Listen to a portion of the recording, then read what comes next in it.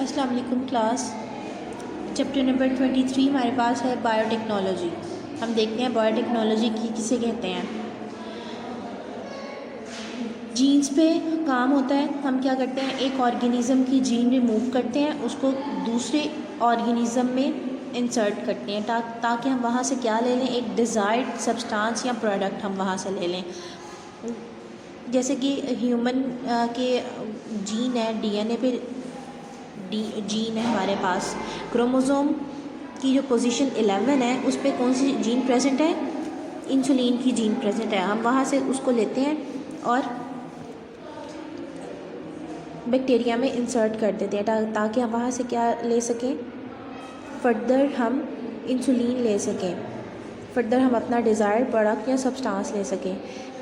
DNA की manipulation को भी हम क्या कहते हैं, जेनेटिक इंजीनियरिंग या बायोटेक्नोलॉजी। अब हम आगे देखते हैं रिकम्बिनेंट डीएनए टेक्नोलॉजी क्या होती है। कम्बिनेशन, दो डिफरेंट स्पीशीज़ के डीएनए को हम लें और उसको क्या कर दें, कंबाइन कर दें, तो हमारे पास ये क्या होगा, हम इसको कहेंगे रिकम्बिनेंट डीएनए।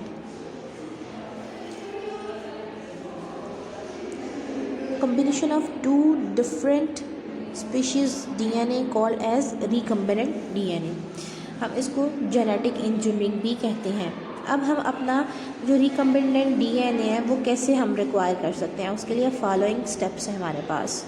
जैसे कि ये पॉइंट्स में लिखा हुआ है, जीन ऑफ इंटरेस्ट हमें चाहिए जो हमने ऑर्गेनिज्म से रिमूव करनी है, जीन ऑफ इंटरेस्ट। उसके बाद हमारे पास है मॉलिक्यूलर सीज़र है। कोई भी अगर सीज़र है वो उसका क्या पर्पस होता है, कट करना। उसके नेम से ज़ाहिर हो रहा है। यहाँ पे क्या होगा, एंजाइम होगा, वो एक सीज़र के तौर पे काम करेगा, कटिंग के तौर पे काम करेगा। उसका नाम है रिकम्बिनेंट एंजाइम है, मतलब एंडोन्यूक्लियेजेज है। उसके बाद हमारे पास वेक्टर है जिस पे हमने क्या करना है, हमने अपनी जो रिकम्बिनेंट डीएनए हमने उसके अंदर पुट करना है, हमें एक वेक्टर की ज़रूरत होती है। उसके बाद हमारे पास एक्सप्रेशन सिस्टम है जिसमें हमने क्या, फॉर एग्जांपल हमारे पास एक्सप्रेशन सिस्टम क्या होगा, बैक्टीरिया, जिसमें हमने क्या रख दिया, रिकम्बिनेंट डीएनए रख दिया। वो हमारा एक्सप्रेशन सिस्टम क्या होगा, बैक्टीरिया की बॉडी।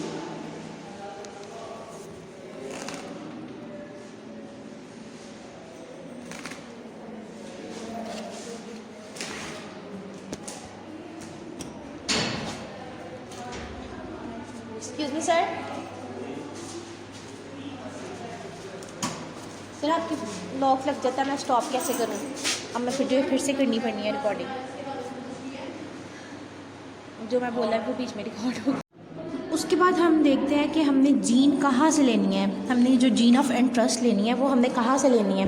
एक तो हम क्रोमोसोम से ले सकते हैं। क्रोमोसोम के अंदर क्या प्रेजेंट होता है, उसका स्ट्रक्चर, उसमें डीएनए प्रेजेंट होता है और डीएनए में क्या होती हैं, जीन्स प्रेजेंट होती हैं। हम वहाँ से आइसोलेट कर सकते हैं, वहाँ से ले सकते हैं जीन्स को। या तो हम हमारी जो जीन ऑफ इंटरेस्ट होती है हम उसको केमिकली सिंथेसाइज भी कर सकते हैं लेबॉर्ट्री में। उसके बाद ये है कि हम क्या है, मेक फ्रॉम मैसेंजर आरएनए, हम मैसेंजर आरएनए से भी बना सकते हैं। मैसेंजर आरएनए से रिवर्स ट्रांसक्रिप्टेज से क्या होगा कि डीएनए बनेगा और फिर हम वहाँ से डीएनए से क्या करेंगे, अपनी जीन को एक्सट्रैक्ट कर लेंगे। तो हम ये 3 तरीके हैं हमारे पास जहाँ से हम क्या कर सकते हैं, अपनी जीन को ले सकते हैं। उसके बाद हमारे पास आ जाती है, अब 1 बाय 1 हम इनको करेंगे कि मॉलिक्यूलर सीज़र क्या होती है। रिस्ट्रिक्शन एंडोन्यूक्लियेजेस, ये क्या है, एक एंजाइम है, जिसके आपको ब्रैकेट में लिखा हुआ नज़र आ रहा है, रिस्ट्रिक्शन एंडोन्यूक्लियेजेस है। आगे ये क्या है, ये एक नेचुरल एंजाइम है, किसका, बैक्टीरिया का। ये बैक्टीरिया के अंदर प्रेजेंट है, नेचुरली प्रेजेंट है ये एंजाइम। इसका फंक्शन क्या होता है, ये कट डाउन करता है वायरल डीएनए को, मतलब कि जो बाहर वाला डीएनए होता है वायरल डीएनए को कट करता है और उसकी ग्रोथ को क्या कर देता है, रिस्ट्रिक्ट कर देता है। मतलब कि वो वायरल डीएनए क्या करता है, ग्रोथ ना कर सके मज़ीद। 1970 में हैमिल्टन ओ स्मिथ ने क्या किया था कि फ़र्स्ट रिस्ट्रिक्शन एंजाइम को आइसोलेट किया था। जो रेस्ट्रिक्शन एंडोन्यूक्लियेजेस है वो डीएनए की स्पेसिफिक साइट को कट करता है, एक स्पेसिफिक सीक्वेंस में कट करता है।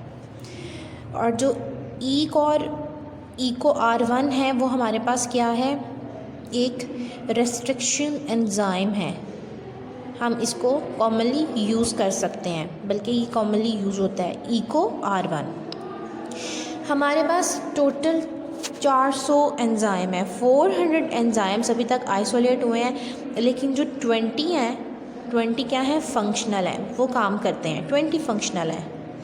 मतलब वायरल डीएनए को जो प्रोटेक्शन होती है अगेंस्ट ईकॉर, मतलब कि अगर तो रिस्ट्रिक्शन एंडोन्यूक्लियस का काम क्या होता है, वो वायरल डीएनए को क्या कर देता है, कट डाउन कर देता है, ताकि उसकी ग्रोथ क्या हो जाए, रिस्ट्रिक्शन हो जाए। लेकिन ये जो 400 एंजाइम्स की नीचे वाली लाइन है, उधर देखें लिखा हुआ है कि जो वायरल डीएनए है वो क्या करता है कि उसके रिस्ट्रिक्शन एंडोन्यूक्लियस के अगेंस्ट उसके पास भी प्रोडक्शन होती है।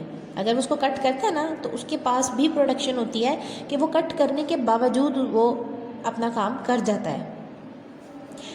जैसे कि ह्यूमन में मैसेंजर आरएनए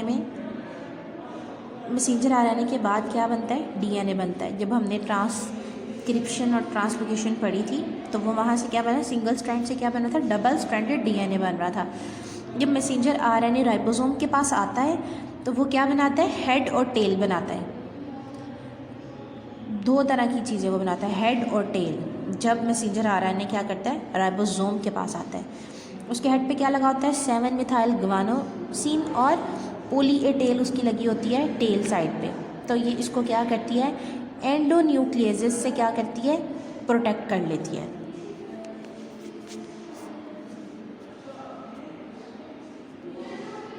अब नेक्स्ट हम देखते हैं, हमारे पास ये क्या है, डीएनए का एक डबल स्ट्रैंड है। उसमें क्या है, हमारे पास न्यूक्लियोटाइड्स प्रेजेंट हैं, AT GC फिर AT, मतलब इनके बेस पेयर्स हैं इस पे। इसको किसने कट किया, एक एंजाइम ने कट किया, रेस्ट्रिक्शन एंजाइम हमारे पास कौन सा है, रेस्ट्रिक्शन एंडोन्यूक्लियस। उसने इसको कट किया, और आप सेकंड वाली डायग्राम में देख रहे हैं कि उसने किस तरह से कट किया है कि जो उसके अपोजिट स्ट्रैंड्स हैं, जब वो दोबारा से बाइंड करे तो उसके अपोजिट जो बेस पेयर हैं उसके ऊपर आके अटैच हो जाएं। फॉर एग्ज़ाम्पल, अगर इधर एडेनिन है तो उसका जो अपोजिट आके उसने अटैच होना है दूसरे डीएनए के पीस ने, वहाँ पे क्या होगा, इधर एडेनिन है तो ऊपर क्या होगा, थायामीन होगा। इन एंड्स को हम क्या कहते हैं, स्टिकी एंड्स बोलते हैं। सिंगल स्ट्रैंडेड डीएनए क्या करते हैं, ये सिंगल स्ट्रैंडेड डीएनए होता है, लेकिन जो कॉम्प्लीमेंट्री एंड्स होते हैं दो डीएनए के मॉलिक्यूल्स के, उसको हम क्या बोलते हैं, स्टिकी एंड्स बोलते हैं। सिंगल स्ट्रैंडेड है ये, लेकिन क्या है, but complementary ends of 2 DNA molecules called as sticky ends. इनको हम क्या बोलते हैं, स्टिकी एंड्स बोलते हैं। ये बाइंड कर सकते हैं कॉम्प्लीमेंट्री बेस पेयर के साथ, they can bind by complementary base pair. जैसे कि ये नीचे ब्लैक कलर में डायग्राम बनाई हुई है, ये जो रेड कलर में है ये क्या है, स्टिकी एंड्स के हैं। दूसरा जो रिकम्बिनेंट डीएनए बनाने के लिए इसके दूसरा भी तो डीएनए ऐड करना है, जो दूसरा ऐड होगा वो कहाँ पे आके अटैच हो जाएगा, इनके स्टिकी एंड्स पे, और ऐसे अटैच होगा कि आप आमने सामने इसके ऑपोजिट डायरेक्शन में क्या होंगे, बेस पेयर्स आके अटैच होंगे। एडेनिन का क्या होगा, थायामीन के साथ, और ग्वानिन का क्या होगा, साइटोसिन के साथ।